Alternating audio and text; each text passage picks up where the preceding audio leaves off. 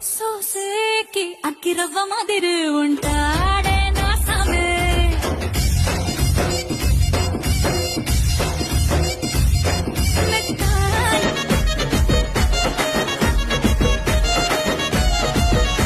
ఓయ్ కండ్లకు కాటుక వెడితే కన్యాకుమారిని